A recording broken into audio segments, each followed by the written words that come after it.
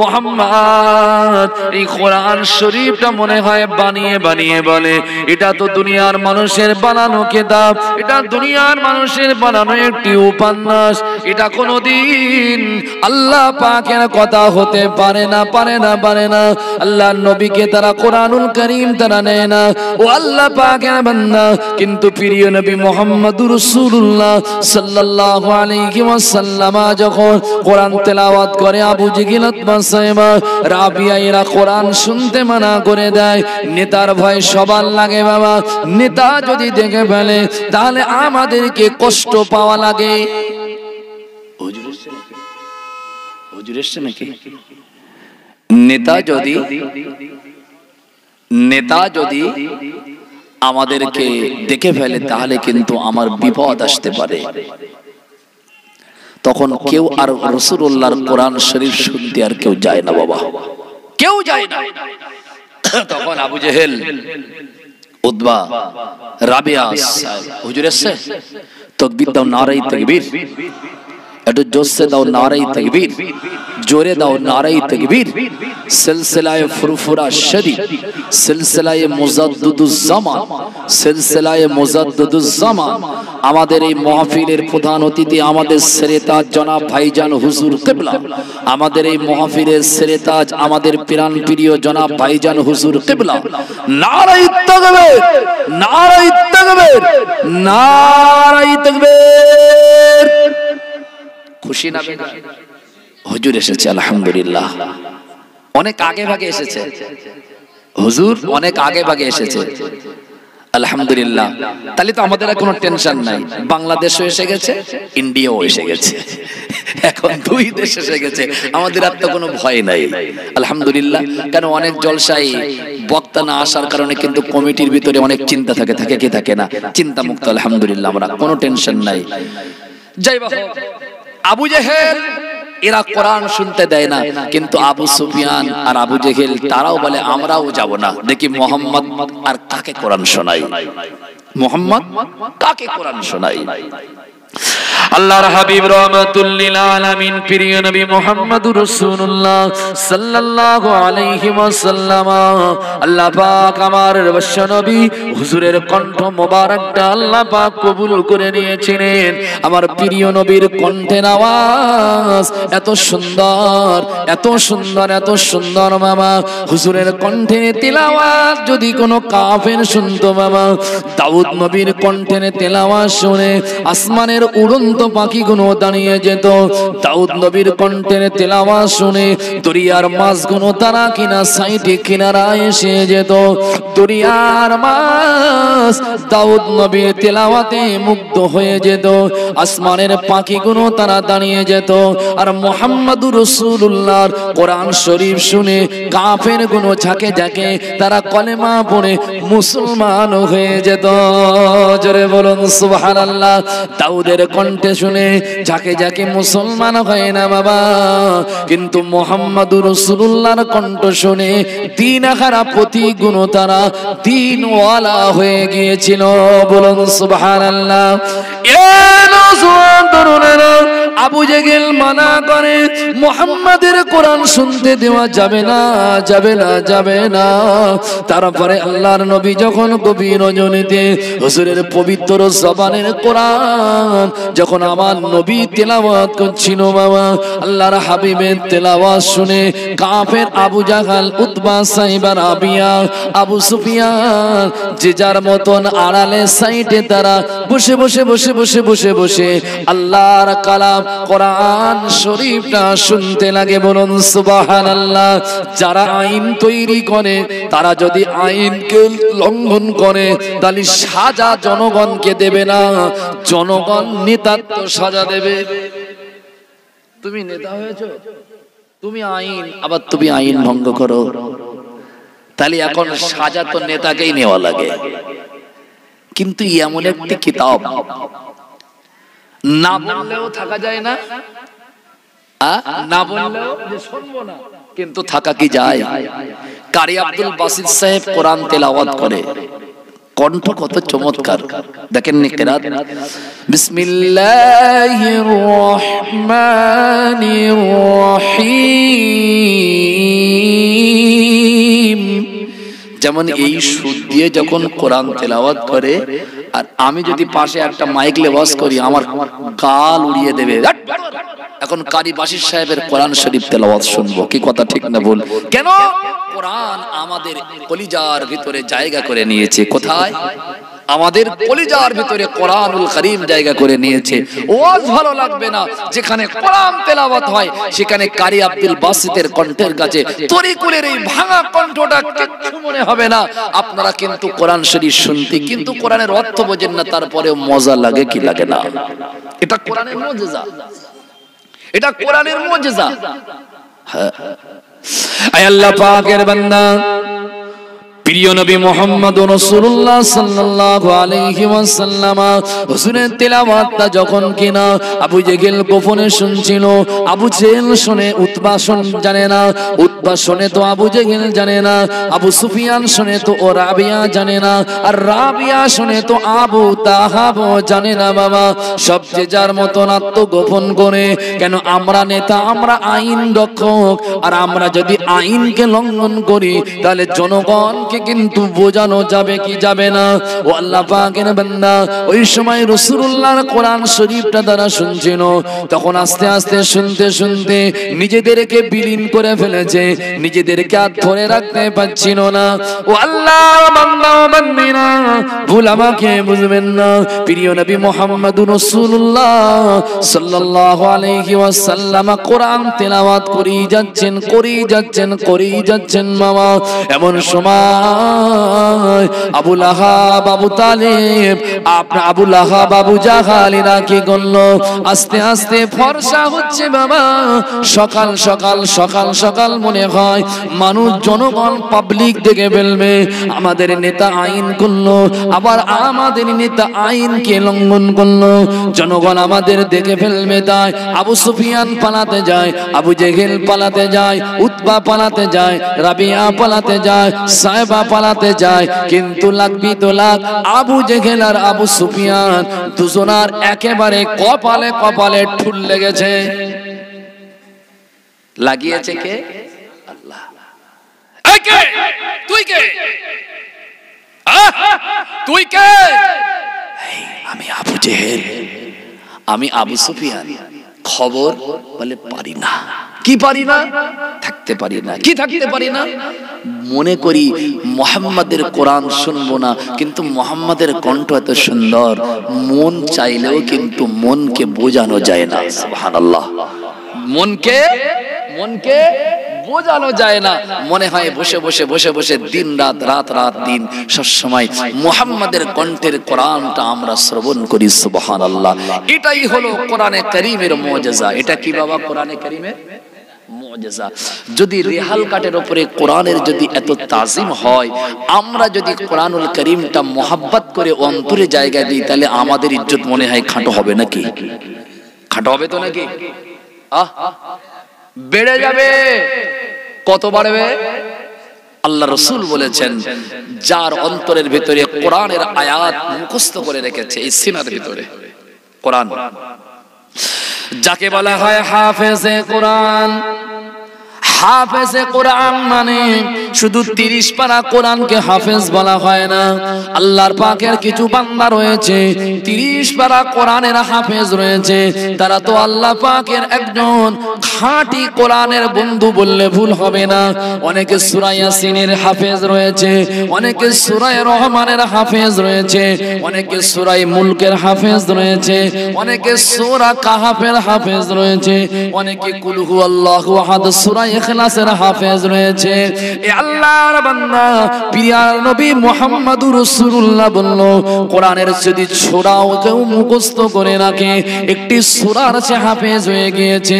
যার কলিজার ভিতরে কিনা কোরআনের সূরাকে আমার আল্লাহ পাকের বান্দা হেফাজত রেখে দিয়েছে, তার মরণের পরে হাত পচে যাবে, লাশ পচে যাবে, কিন্তু কোরআন যে সিনাতে মুখস্থ করে রেখেছে, আল্লাহ কোরআনের সম্মানে, আল্লাহ কোরআনের বদৌলতে, আল্লাহ কোরআনের খাতিরে আমার আল্লাহ পাক ওই হাফেজে কোরআনের এই সিনাটা মাটির জন্য খাওয়াকে আমার আল্লাহ হারাম করে দিয়েছে। জোরে বলো, একটু আওয়াজ দিয়ে বলতে হবে সুবহানাল্লাহ। এটা কোরআনের কিন্তু মুজিজা। নবীজির অনেক মুজিজা ছিল, তার ভিতরে সবথেকে বড় যে মুজিজা ওটা হচ্ছে কোরআনে কারীমের মুজিজা। কথা বুঝতে পারছেন? এখন কোরআনুল কারীম কি আমরা ভালোবাসবো না কোরআনে কারীম কি আমরা বাদ দেব? বলেন, মন থেকে, অন্তর থেকে, দিল থেকে, কলিজা থেকে আমরা কোরআনে কারীমকে আমরা ভালোবাসবো। এখন কোরআনে কারীম ভালোবাসা মানে ওই যে দেখাশোনার সময়। এখন আমাদের সমাজে কি জানেন বাবা, আমাদের সমাজে এখন কোরআনটা মহিলারা দখল করে রেখে দিয়েছে। কারা বলে না? কারা? মহিলারা। বলবেন ইমাম সাহেব তা হয় কেমনে? ও হয় কেমনে মানে আমি আপনাদেরকে বোঝাচ্ছি। আমি বিদায় নিয়ে চলে যাব। আমার পরের বক্তা হযরত মাওলানা ইলিয়াস ইব্রাহিম সাহেব হুজুর, তিনি ইনশাআল্লাহ তাআলা একটু পরেই আপনাদের সম্মুখে আসবেন। আমি সবাইকে গানেরাইট গ্রামে যত কুটুম এসেছেন, আপনজনের এসেছেন, এখন জলসা জলুস কি জানেন ভাই, দাওয়াত টাওয়াত করা হয়, এমনি তো খাওয়া দাওয়া করে, কিন্তু মিলাদের দিন একটু বেশি বেশি খায়। খেয়ে দে বলবো ভাই এটা কাঁথা দাও, কাঁথা। ও ভাই একটা বিছেন দাও, বিছেন, একটু আমি ঘুমাই। এই মিলাদ উপলক্ষে কুটুমের দাওয়াত করা, আর কুটুম গুনে এসে সব স্বার্থপরের মতন খেয়ে আর ঘুমিয়ে যায়। যাই কি? আচ্ছা, আমরা দাওয়াত করেছি মিলাদ, এই কুটুমের সব খাওয়ার শোয়ার জন্য নাকি? উচিত হবে অন্তত কুটুম বাড়ি এসেছি, কিছু খাওয়া দাওয়া করে মিলাদের মাহফিল এসে বসে যাওয়া লাগবে। কি কথা ঠিক না বল বাবা? এটা তো উচিত নাকি বলেন? হ্যাঁ। তা যাই বা হোক, আমি সে কথা বাদই রেখে দিলাম। কিন্তু কুটুম যা হয় হোক, কিন্তু গানেরাইট গ্রামে আপনারা যে কজন বসে আছেন, কিন্তু মুখের দিকে তাকাচ্ছি, সব অচেনা অচেনা লাগতেছে। সব তো গানেরাইটের মানুষ না বাবা, সব গানেরাইটের মানুষ না, অচেনা। বেশিরভাগ মানুষ সব এই বাবু ওই বাবু, সব বেশি অচেনা লাগে। তার মানে গানেরাইটের ছেলেরা বলতে, হুজুর আমারা জলসা দিচ্ছে, আমরা শুনবো কেন? আমরা জলসা দেবো লোককে শোনানোর জন্য, তাই না বাবা? তাহলে এদের নিয়তটা মোটামুটি ভালো। আমরা জলসা দেবো লোককে শোনানোর জন্য, আমরা কেন শুনবো? কথা বোঝেন না? সত্যি কি এমন মনোভাব নাকি? না, এমন বলে চলবে না। আমি গানেরাইট সমস্ত যুবক তরুণ আমার মুরব্বীদেরকে আমি আহ্বান করব, বারবার বলবো আপনারা আসুন। আমি যে আলেমগুলোকে দাওয়াত করেছি, অনেক চমৎকার চমৎকার বয়ান, নিয়ে এসে যাও। বলার অবস্থা ভালো না, বলতে অসুবিধা হয়। যাই বা হোক, হুজুর একটু পরেই আপনাদের খেদমতে আসবে। আমি দু চার কথা মাঝে মাঝে বলছি, আপনাদের কি কষ্ট হয়? কিন্তু আমার কষ্ট হলেও কিন্তু আপনাদের ইমাম হিসাবে আমি কিছু কথা আপনাদেরকে বলছি, একটু মনোযোগ। সকলে উচ্চ আওয়াজে দরুদ শরীফ আল্লাহুম্মা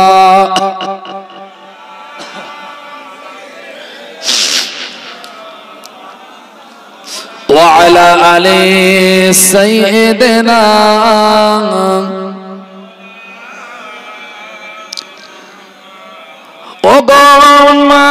আমিনা তোমার করে ঘরে রহমত খোদার পরে ঝরে ঝরে, যার নামে দরুদ পড়িলেন খোদা, ফেরেশতা সকলে রোফে তারিফদার, বনের পাখি গায় যে গান, বড়ই মধুর সুরে রহমত খোদার পড়ে ঝরে ঝরে। আল্লাহুম্মা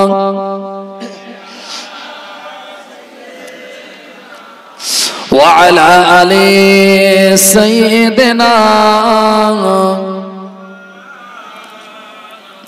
আয় আল্লাহ পাকের বান্দা ভুল আমাকে বুঝবেন না। আর সমাজের দিকে খেয়াল করে যতটুকু জানতে বা বুঝতে পারছি, এখন বর্তমান এই জমানায়, বর্তমান এই সমাজে বাবা, আমাদের মা বোনগুলো, আমাদের গ্রামের মহিলারা, ছেলেরা, মেয়েগুলো, এরা কোরআনুল কারীমকে তারা দখল করে নিয়ে বসে আছে। আপনি হয়তো বলবেন যে ইমাম সাহেব কেমনে তারা দখল করে নিয়েছে? তার মানে হলো এখন কিন্তু যদি এই কানেরাইয়ের গ্রামে বোঝানোর জন্য বলছি, যদি 100টা ছেলে আর 100টা মেয়ে থাকে মামা, 100 মেয়ের ভিতরে কিন্তু 100 মেয়ে কোরআন জানে, কিন্তু 100 যুবকদের ভিতরে কিন্তু 5 জনও কোরআন জানে না। ঠিক না ভুল? একদম সত্য কথা। যদি বলেন তা হয় কেমনে? ও স্কুলে যায়, কলেজে যায়, ইউনিভার্সিটিতে পড়ে, এসে খাওয়ার সময় পায় না, যে আমার দুটো নাকে মধ্যে গুজে দিয়ে জামাটা চেঞ্জ করে আমাদের ছোট ছোট বাচ্চা মা আবার তাকে বলে যা মসজিদ চল যা, একদম দেরি না, মসজিদে যা, এক্ষুনি মাগরিবের আজান হবে, কোরআন শরীফ শিখে আয়। কেন জানেন? ওর জীবনে কিন্তু একটা বড় ইন্টারভিউ আছে। মাধ্যমিকের পরীক্ষা না, বিএ, এমএ, এমএসসি না, মেয়েদের জীবনে একটা বড় ইন্টারভিউ কি জানেন? মেয়েদের বড় ইন্টারভিউ হচ্ছে বিয়ের ইন্টারভিউ। বিয়ের ইন্টারভিউ বোঝেন তো? বিয়ের ইন্টারভিউ কেন? আমাদের সমাজে কিছু মানুষ রয়েছে বাবা, এসে দেখাশোনার সময় পায়ের উপরে পা দিয়ে এমন করে 4 গ্লাসে চুমুর দেয়, আর বাম হাতে, ছেলের বাপও তো সিগারেট খায়, আর এসেছে এও সিগারেট খোর। বেকি বলছে সত্য হলো পার উপরে পা, বাম হাত দিয়ে একটা সিগারেট নেয়, ডান হাত দিয়ে চা পান করে। ও খুকি কোরআন জানো? কথা মানে বুঝতে পারে? বাম হাত দিয়ে সিগারেট নেয়, চুমুর তো চুমুর, এদিকে এক চুমুর, এদিকে আর এক চুমুর, এদিকে আসতে, এদিকে। এই যে চুমুর দেয় সিগারেটের পেছনে, আর জিজ্ঞাসা করে মেয়েকে, ও মা তুমি কোরআন জানো মা? আচ্ছা আমি কি একদম ভুল বলছি? আমি কি একদম ভুল বলছি? হয় কি হয় না বলেন? প্রত্যেক ফ্যামিলির মন চায় যে আমি আমার ঘরের বউমা নিয়ে আসবো যেন কোরআন পড়ে নেওয়ালা হয়, চাই কি চাই না? তা মেয়েদের জিন্দেগির বড় ইন্টারভিউ কি জানেন? ওদের ইন্টারভিউ হচ্ছে বিয়ের ইন্টারভিউ। কেন? বিয়ের ইন্টারভিউতে যদি কোরআন না জানে কিন্তু বলবে বউমা ভালো না। ঠিক না ঠিক বলছি? তাই এখন মেয়েরা কিন্তু বিপদে পড়ে কিন্তু কোরআনুল কারীমটা তাদের মা তাদেরকে বিপদে শেখায়। যদি ইন্টারভিউ না থাকতো তাহলে কোরআন ওরাও কিন্তু বন্ধ করে দিত। কিন্তু মেয়েটা যদি ঘুরিয়ে বলে, ও চাচা, চাচা, ও চাচা, আমি তো জানি না, তুমি জানো তো? আন্ডারপ্যান্ট ভিজে যাবে। আন্ডারপ্যান্ট ভিজে বুঝেন? বুঝেন তো নাকি? আন্ডারপ্যান্ট ভিজে যাবে। রাগ করেন না বাবা, রাগের কথা বলছি না, সত্য কথা। কেন?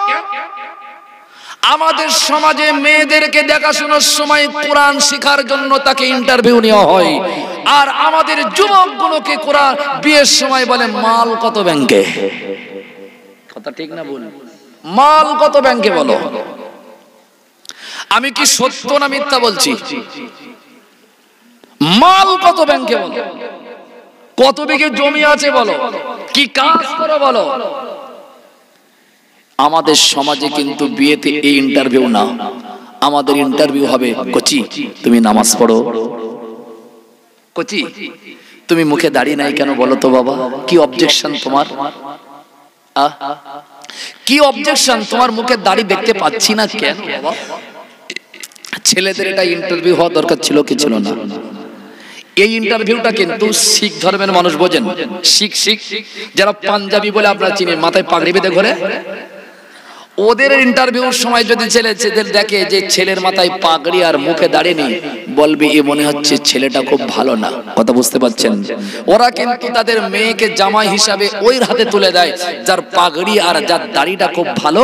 পাঞ্জাবি বা শিখ ধর্মের মানুষরা কিন্তু তাকে জামাই হিসাবে যোগ্য জামাই বলে বিশ্বাস করে। কি কথা ঠিক না ভুল? আর আমাদের সমাজে দাড়ি যে যত বেশি কামাই করতে পারবে আর চুলের কাটিং যে যত বেশি দিতে পারবে, ছেলেটা কত ভালো রে বাবা, দেখো না দেখতে অনেক হাই ফাই, দেখতে অনেক ভালো। এই হচ্ছে আমাদের সমাজ। রাগ করেন না। আমি অমুসলিমকে কেন দোষ দেব? আমি অমুসলিমকে কেন তাদেরকে আমি বদনাম দেব? ইসলামের ক্ষতিকারক তারা নয়, ইসলামের দুশমন তারা নয়, ইসলামের দুশমন আমার ঘরের ছেলে মুসলমান গুলো। কি কথা ঠিক না ভুল বাবা? রাগ করলে হবে না। মুসলিম তার পরিচয় দাড়ির পরিচয়, মুসলিম তার পরিচয় জুব্বার পরিচয়, মুসলিম তার পরিচয় হচ্ছে পাগড়ির পরিচয়, মুসলিম তার পরিচয় হবে কোরআনের সাথে পরিচয়, মুসলিম তার পরিচয় হবে নামাজের সাথে পরিচয়। কিন্তু আমাদের পরিচয় হয় সমাজের টাকার সাথে। মাল কত বলো ব্যাংকে? যদি বলে ছেলেটা না 1 টাকায় 1 কোটি টাকা পেয়েছিল, ব্যাংকে 1 কোটি টাকা আছে, বলবে এই ঘরে আমার মেয়ে আমি দেবো। কথা বোঝেন না? সে যদি একটা হাত অচল হয়, বলে হাতলে কি হবে, মাল তো আছে। আমরা মাল দেখি কিন্তু ঈমান দেখি না। কি দেখি? আমরা মাল দেখি কিন্তু ঈমান দেখি না। আর সাহাবারা মাল দেখতো না, সাহাবারা দেখতো ঈমান। বিশ্বাস করেন ঈমানদার কি কতটা?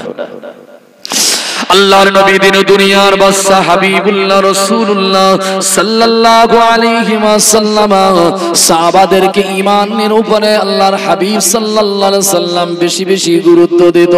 ও আল্লাহ পাকের বান্দা, আপনার যদি ঈমান সঠিক হয়, যার ঈমান যত মজবুত হবে, সে দুনিয়ায় সবথেকে ওই ব্যক্তি বড় ধনী হবে। যার ঈমান নাই, পৃথিবীতে ওর থেকে গরীব আছে বলে আমার জানা নাই। কারণ ময়দানে মাশারে ওই ব্যক্তি তো সব থেকে বেশি ধনী, যে ব্যক্তির ঈমান হলো পরিপূর্ণ। ঠিক না বল? যার আমল আছে সে তো ময়দানে মাহশারের ধনী, আর যার আমল নাই ও তো সব থেকে বড় গরীব। কি কথা ঠিক না বল?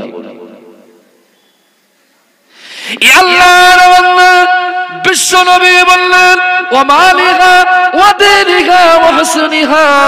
রাসূল করিম সাল্লাল্লাহু আলাইহি ওয়াসাল্লাম বললেন, তোমরা যখন বিবাহ দেবে, ছেলে আর মেয়েকে দেখে শুনে ভালো করে বিবাহ দেবে।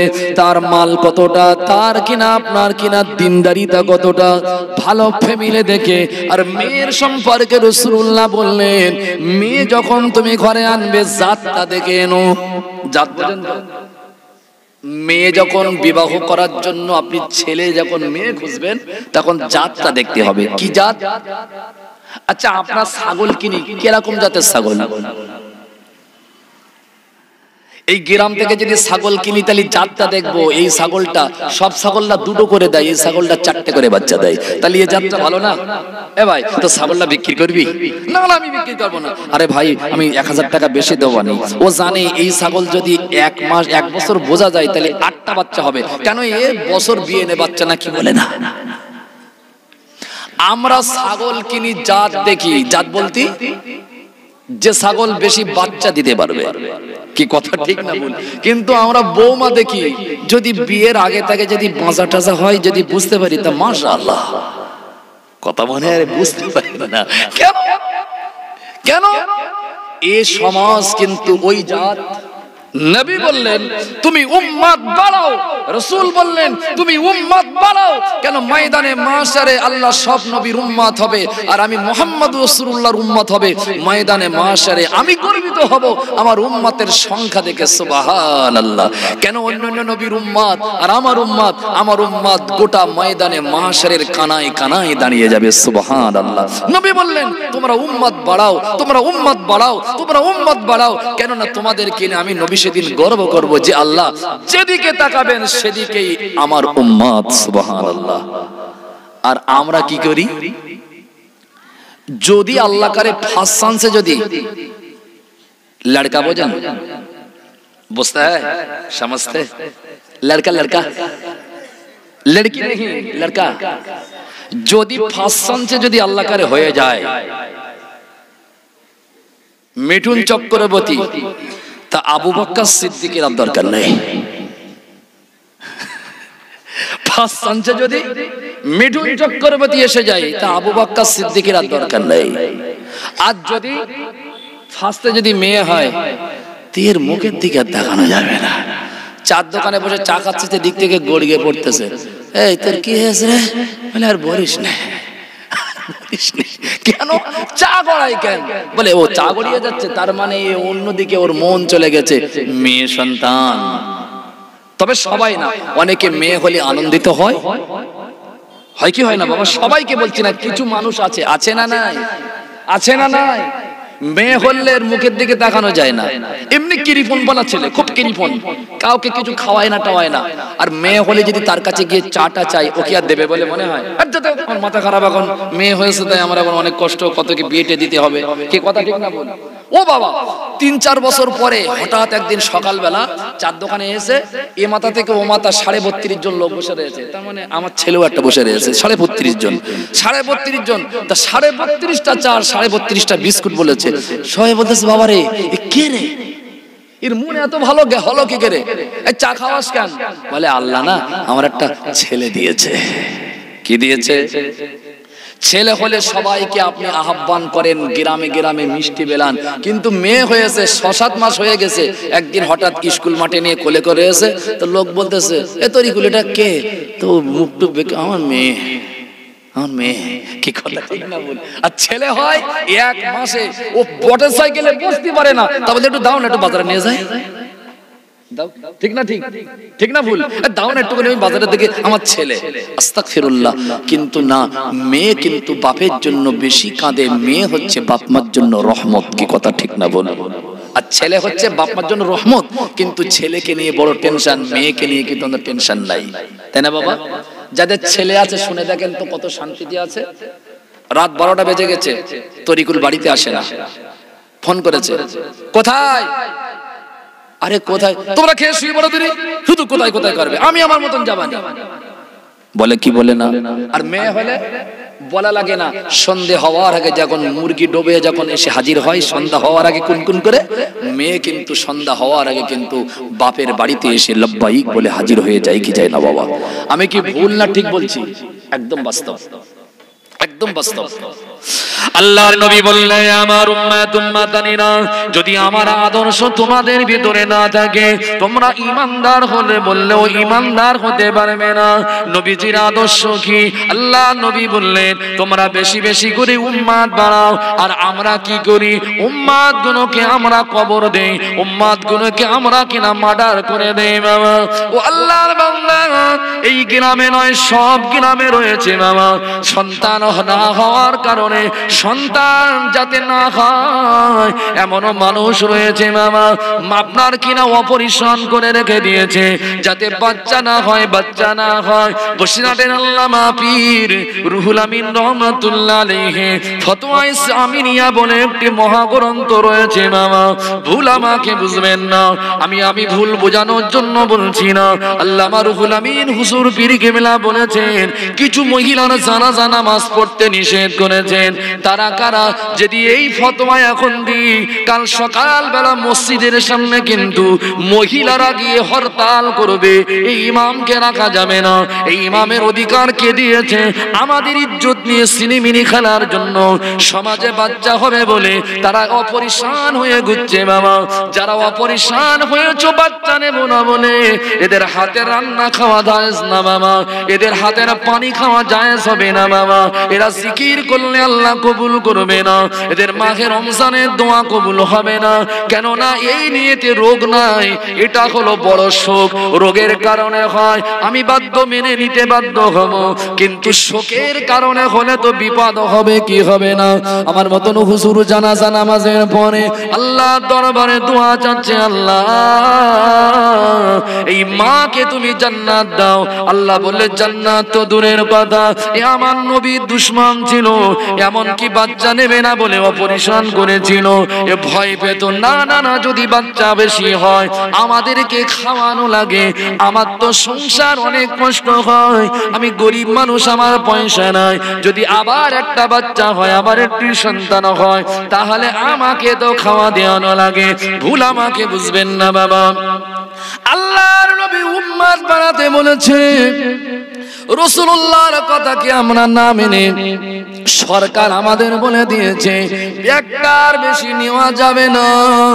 নবী বলে তোমার বিরাট ভালোবাসি, রাসূল তোমার জন্য জীবন দেব, নবী তোমার জন্য আমি কি করতে হবে বলো, নবী তোমার আমি তোমার, তুমি আমার হয়ে যাও। এরা নবীর কথা মুখে বলে, কিন্তু নবীজির আদর্শ কিন্তু এরা মানে না, ঠিক না ভুল? সরকার বলেছে একটার বেশি নেওয়া যাবে না, আর নেয় না। নবী বলছে বেশি বেশি বাচ্চা নাও, কিন্তু তারপরেও মনে হয় নবীর কথা এরা বাচ্চা নেয় নাকি। ফার্স্ট রাউন্ডে যদি গোল হয়ে যায়, দ্বিতীয় রাউন্ডে কিন্তু আর খেলাই লাগবে না। খেলাই লাভ বোঝেন, খেলাই আর লাগবে না। বলে ফার্স্ট রাউন্ডে তো গোল হয়ে গেছে, ফার্স্ট রাউন্ডে আমি সাকসেসফুল, তাহলে আমার আর গোলে আর দরকার নাই। কথা বোঝেন না? অনেকে আবার প্লান্টিকি গোল বোঝেন, প্লান্টিকি গোল ওটা ব্যতিক্রম। 3-4টে মেয়ে তো একটা প্লান্টিক দিয়ে দেখি হয় হবে না হয় না হবে, ওটা লাস্ট চান্স। কথা বলে বুঝতে পারছেন? যদি মেয়ে ফার্স্ট চান্সে হয় তাহলে আশা করা যায় 2-3টে, আর যদি ছেলে না হয় তাহলে হয়ে গেলে আর দ্বিতীয় রাউন্ডে মাঠে আর লাভে না কিন্তু বাবা। এখন নবী নবী করে কিন্তু লাভ হবে না বাবা, রাগ করেন না। নবীর যদি আদর্শ আমরা না মানি, নবীর যদি রীতিনীতি আমরা না মানি, সন্তান বেশি হবে বলে আমরা যদি বাচ্চা বন্ধ করি, আমাদের সমাজে দেখেন না, ছেলে বড় হয়ে গিয়েছে, বিবাহের উপযুক্ত হয়ে গিয়েছে, আমাদের সমাজের বাপগুলো বিয়ে দিতে চায় না। এটা কিন্তু ওই আপনার ছেলের প্রতি জুলুম করলেন। আপনি কি করলেন? কি করলেন? জুলুম করলেন। নবী বলেছে যখন ছেলের উপযুক্ত বয়স হয়ে যাবে তাকে বিবাহ দিয়ে দাও। কি করো?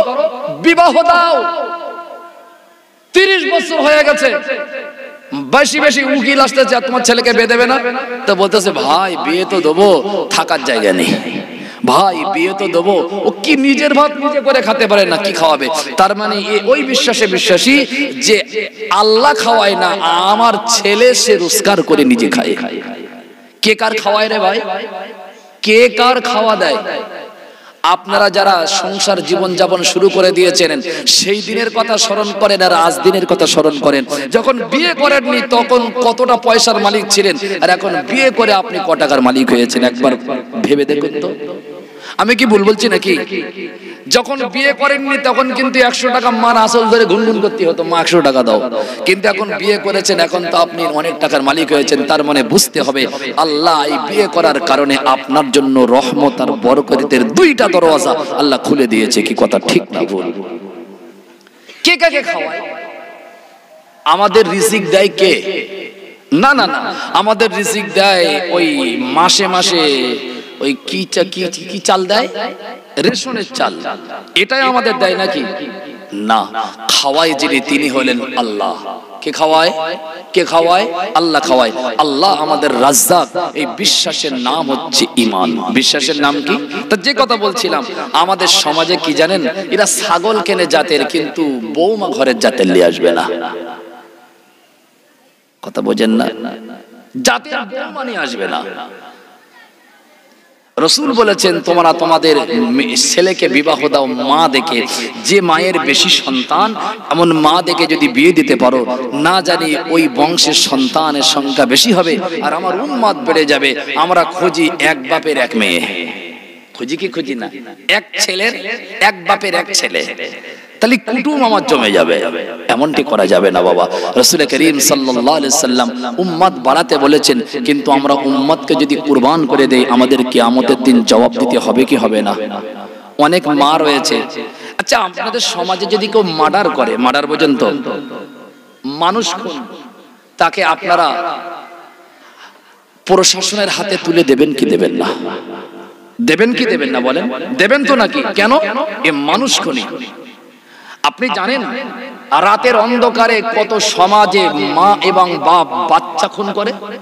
আপনাদের জানা নাই? বাচ্চা খুনি বোঝেন? সন্তান খুনি বোঝেন আপনারা? বোঝেন না। সন্তান খুনি মানে অনেক মা রয়েছে, পেটে বাচ্চা, মেয়ে সন্তান 3-4টে, আশা করে করে নিয়ে চলে, এবার আবার এসে গিয়েছে হঠাৎ। তখন নাই দেখো বলছে এ দেখ, আর স্বামী তো দিক থেকে যা বলার তো বলতেছে, এবার যদি মেয়ে হয়, এবার যদি মেয়ে হয় তোকে কিন্তু 3 তালাক দিয়ে বাপের বাড়ি তুলে দেবো। বলে কি বলে না? আচ্ছা, ছেলে আর মেয়ে হওয়ার পেছনে কারণ কি? দোষী কি মা তো নাকি? মানা মাই দোষী তো নাকি? না না, আমি আমার মায়েদেরকে একটা কথা শিখিয়ে দিতে পারি, যদি কোনো স্বামী তোমাকে বলে যে এবার যদি মেয়ে হয় তোমাকে 3 তালাক দিয়ে বাপের বাড়িতে তুলে দেবো, আপনি ঘুরিয়ে বলবেন তুমি কেমন মাদ্দা লোক গো, কেমন মদ্দালক, 18 বছরের জিন্দেগি, 18 বছরের সংসার, তুমি এখন একটা ছেলে দিতে পারলে না, তুমি তোমার যোগ্যতাই নেই। বলতে পারবে কি পারবে না? পারবে কি পারবে না? কেন পারবে না?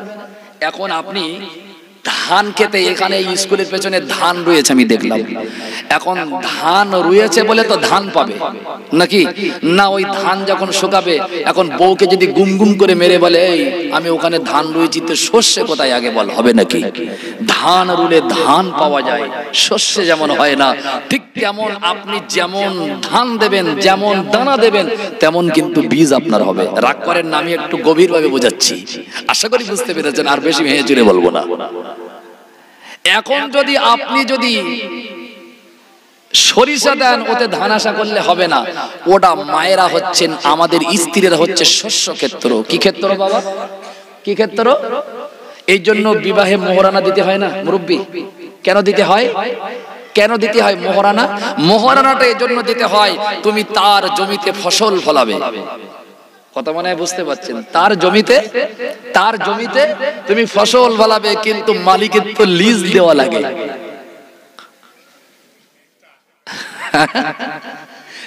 মালিকের লিজ দেওয়া লাগে। কি কথা ঠিক না বল? বিবির মোহরানা মানে তুমি তার স্বামী, এখন বাচ্চাটা তো আমার পরিচয় অমুক অমুকের ছেলে, পরিচয় হয় কি হয় না বাবা? মায়ের পরিচয় না, বাপের পরিচয় কিন্তু পরিচয় হয়। এই জন্য ওটা কেবলমাত্র শস্য ক্ষেত্র।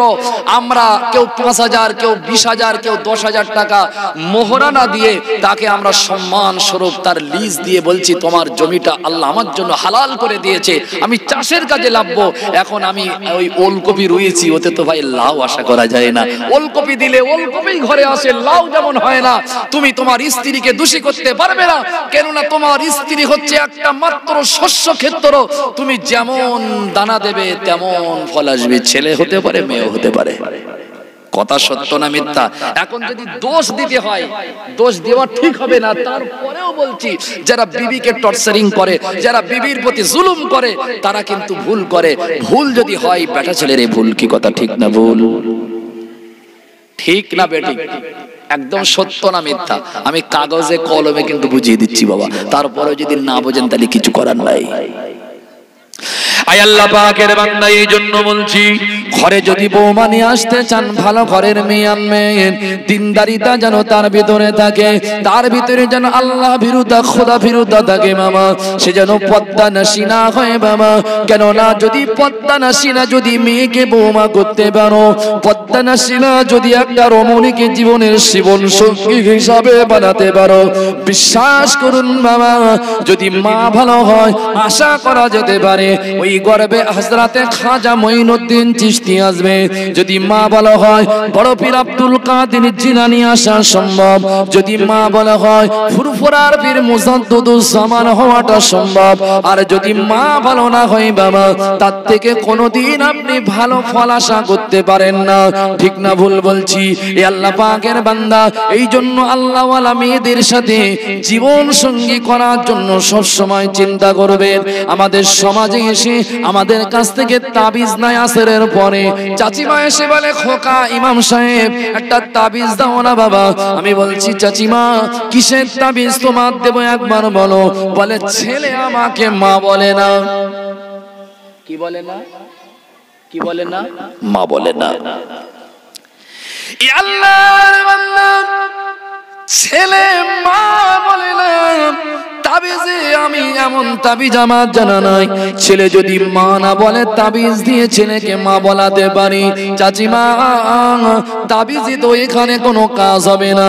কাজ হতো তুমি ভালো হতে, তাহলে তাবিজেও কাজ হতো বাবা। আপনারা বলবেন ছেলে কেন মা বলে না? একটা কথা আমরা পড়েছি বা শুনেছি, সত্য মিথ্যা আল্লাহ ভালো জানে। হযরতে বড় পীর আব্দুল কাদের জিলানী আল বাগদাদী রাহমাতুল্লাহ আলাইহি, তিনি যখন মাদ্রাসায় ভর্তি করে দিয়েছিল, মা ওই সময় আপনার কিনা শিক্ষক তাকে বলল, বাবা আব্দুল কাদের তুমি পড়ো আউযু বিল্লাহ বিসমিল্লাহির রহমানির রহিম। আব্দুল কাদের বলল, আমার মা এখানে সঠিক শিক্ষা শিখতে দিয়েছে, আমি ভুল তো শিখতে আসি না। তখন ওস্তাদ বলছে, বাবা আব্দুল কাদের কি ব্যাপার, আমি তোমাকে ভুল পড়াচ্ছি না। বলছে, না হুজুর, আমার মা তো প্রথমে আউযু বিল্লাহ দিয়ে শুরু করে তারপরে বিসমিল্লাহ পড়তো, ভুল আমাকে বুঝবেন না। আয় আমার ওস্তাদ, আয় আমার শিক্ষক, আমার মা যদি আউযু বিল্লাহ দিয়ে শুরু করে, আপনি কেন আমাকে বিসমিল্লাহ দিয়ে পড়ান?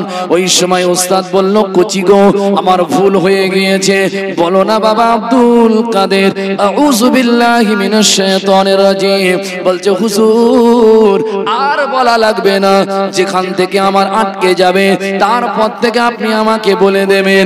বড় পীর জীবনীতে পড়েছি, বাবা আব্দুল কাদের জিলানী মা জননীর গর্ভ থেকে তার মা দোলনায় শুয়ে শুয়ে তার মা তাকে সদা সর্বদা কোলে করে নিয়ে বাবা গুনগুন গুনগুন গুনগুন গুনগুন করে বড় পীরের মা আব্দুল কাদের জিলানীর মা কোরআন শরীফ 18 পারার হাফেজা ছিল।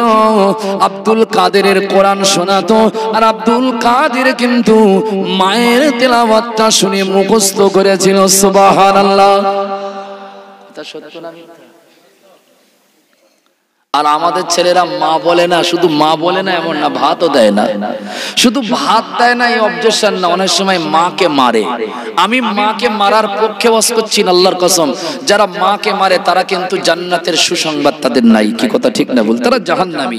কেন? হুমা জান্নাতুকা ওয়া নারুকা, তোমাদের পিতামাতা তোমাদের জন্য জান্নাত, তোমাদের পিতামাতা তোমাদের জন্য জাহান্নাম। কি কথা ঠিক না বল? আমি বোঝানোর জন্য বলছি। কি বোঝানো? মাকে মারি তার সাপোর্টে নয়, শুধু বোঝাচ্ছি, ভালো করে বোঝেন। আমাদের আব্দুল কাদেরের মা কেমন জানেন? আমাদের আব্দুল কাদেরের কথা বলতেছি। ও আব্দুল কাদের তিনি মায়ের কোরআন শুনে শুনে মুখস্থ করেছিল। আর আমাদের আব্দুল কাদের এই ফাইটিং বোঝেন, এই সিনেমায় ওই অ্যাকশন হয় না, একদম চুরমার করে দেয় না বেরে, তে মারছে মাকে। মারিস কেন? বলে হুজুর কেন তা বলতে পারবো না। কেন জানেন? মা যদি সন্তানকে পেটে নিয়ে, যদি মা ভালো হয় সন্তান ভালো হবে, ঠিক না বল? মা যদি নামাজি হয় সন্তান নামাজি হবে। মা যদি তাকওয়াপন্থী হয় সন্তানকে পেটে ধারণ করার পরে ছেলেটাও তাকওয়াপন্থী হবে। মা যদি মিথ্যাকে পরহেজ করে সন্তানও কিন্তু বড় হয়ে মিথ্যাকে পরহেজ করবে। কি কথা ঠিক না বল? কিন্তু আমাদের আব্দুল কাদেরের মা ওই সিরিয়াল বোঝেন তো, ওই টেলিভিশনে হয় সিরিয়াল, ওয়ান সিরিয়াল, এখন সিরিয়াল চলছে, এখন আব্দুল কাদেরকে পেটে নিয়ে মা টিভির সামনে বসে সিরিয়াল দেখতেছে। এখন ওই বিজ্ঞাপন দেয় না, কলগেট, সাবান, বিরা, শ্যাম্পু, এটা সেটা সব বিজ্ঞাপন দেয়। এখন যেই বিজ্ঞাপন দিচ্ছে তখন আব্দুল কাদেরের মা সাত্তারের বলতেছে, বড় ছেলে, রে সাত্তার একটু চ্যানেলটা ঘুরিয়ে দে। এখন বিজ্ঞাপন যেই ঘুরিয়েছে দেখে শাহরুখ খানের অ্যাকশন হচ্ছে। কারেকশন, শাহরুখ খানের অ্যাকশন, বিশাল মারপিট। তখন আব্দুল কাদের মারপেটে, তখন মা বলতেছে, কচি ও সিরিয়াল পরে কাজা দেখাবান। কাজা দেখা বোঝেন? কাজা বোঝেন না? পরে কাজা দেখে লোবান ওটা নেটে সার্চ করে। কিন্তু এই সিরিয়ালটা, এই অ্যাকশনটা বাদ দেওয়া যাবে না। এখন শাহরুখ খান তো বিরাট মার মারতেছে, ওই কাদের মারে সবাই যারা দস্যু টজুদের মারতেছে। এখন এ বলতেছে বিরাট অ্যাকশন, মার পেটে আব্দুল কাদের। ও আব্দুল কাদের মায়ের কোরআন শুনে মার কণ্ঠ কোরআনকে মুখস্থ করেছে। আর এই আব্দুল কাদের মায়ের পেটে থেকে এ যদি অ্যাকশন মা দেখে, এ তো বড় হয়ে প্রথমে অ্যাকশন তো মা থেকেই শুরু করবে। কি কথা সত্য না মিথ্যা? বাস্তব বাস্তব বাস্তব। রাগ করলে হবে না বাবা। এই আব্দুল কাদের নামাজি হবে আশা করা যায় না। এই আব্দুল কাদের মায়ের সেবা করবে আশা করা যায় না। এই আব্দুল কাদের মায়ের বদ্ধ হবে আশা করা যায় না। এই আব্দুল কাদের মা যদি বলে কচি, কচি বলে ডাক শুনবে না। কারণ এই আসলে আব্দুল কাদেরকে পেটে নিয়ে তুমি যেভাবে আব্দুল কাদেরকে ধারণ করেছো, আব্দুল কাদের সেইভাবেই কিন্তু তোমার পেটে বড় হয়েছে। ঠিক না বল বাবা? এই জন্য আমাদের মা ভালো হওয়া লাগে। সমাজে মা ভালো তো সমাজ ভালো। এই জন্য আমরা নারী জাতিকে ভালোবাসি। এই জন্য যদি নারী জাতি যদি আমাদের সম্মানীয় পাত্রী হয়, নারী যদি ভালো হয়, অবশ্যই রাসূল বলেছেন ওই পুরুষটা সব থেকে উত্তম যে নারী জাতিকে যে আখলাক আদর্শবান দিনদার একটা নারী পেয়েছে, একটা বিবি পেয়েছে আল্লাহর আসমানের নিচে জমিনের ইসরে, ওই পুরুষের থেকে সুখী পুরুষ আর আল্লাহর আসমানের নিচে জমিনের উপরে কেউ নাই যে দিনদার একজন আল্লাহওয়ালা বান্দি পেয়ে গিয়েছে। কি কথা ঠিক না বলে? আমি নামাজ পড়ে আর বউ যদি ওই গাজন গান বোঝেন, গাজন গান, গাজন গান, অমুকেই করে গেছে, অমুকেই বলে গেছে, তোমার মতন মদ্দালকের হবে না, ওদের মদ্দালক সঙ্গে সঙ্গে অ্যাকশন লায়, তুমি দেরি করো কেন? কি কথা ঠিক না বলো? ওদের মদ্দালক ওর বোর জন্য যদি কিছু বলে সঙ্গে সঙ্গে ঘর থেকে লাঠি সোটালে বেরায়, আর তুমি না মদ্দালকের জাত না, আমার কিরাম করে বলে গেল তোমার বড় ভার বউটা, তুমি তো কিচ্ছু বলো না। যদি এই কপালে একবার জুটে যায় তাহলে কপাল কিন্তু শেষ। আমি কথাগুলো যা বললাম একবার অযৌক্তিক নাকি বাবা? প্রত্যেকটা কথার ভিতরে যুক্তি আছে না নাই? এই জন্য আমাদের ভালো হওয়া লাগে। আমার ভাই আসছে আলহামদুলিল্লাহ, আমার ভাঙা গলা আর একটা জলসে আমার যাওয়া লাগে, কেন দাওয়াত নিয়েছি মানে আমার যেতেই হবে সেখানে, একটাই টাইম আছে। আমি আপনাদের ইমাম, দীর্ঘ 2 ঘন্টা আপনাদের খেদমত করলাম। এখন আমার ভাই স্বয়ং সেই ঢাকা থেকে, বাংলাদেশ থেকে তিনি আসছেন আলহামদুলিল্লাহ। একটু আমার ভাইয়ের জন্য একটু তাকবীর দেব, নারাই তাকবীর, নারাই তাকবীর। সিলসিলায়ে হক ফুরফুরা শরীফ, সিলসিলায়ে হক ফুরফুরা শরীফ আমাদের বন্ধুবার আল্লামা হযরত ইলিয়াস ইব্রাহিম বিক্রমপুরী বলুন জিন্দাবাদ। ইলিয়াস ইব্রাহিম সাহেব বিক্রমপুরী বলুন জিন্দাবাদ। নারায়ে তাকবীর, নারায়ে তাকবীর। যার ওয়াজ শোনার জন্য আপনারা চাতক পাখির নাই অপেক্ষায় রয়েছেন। এখন আমি আপনাদেরকে আবেদন নিবেদন করব, আপনি চেয়ারে বসেন ভাই।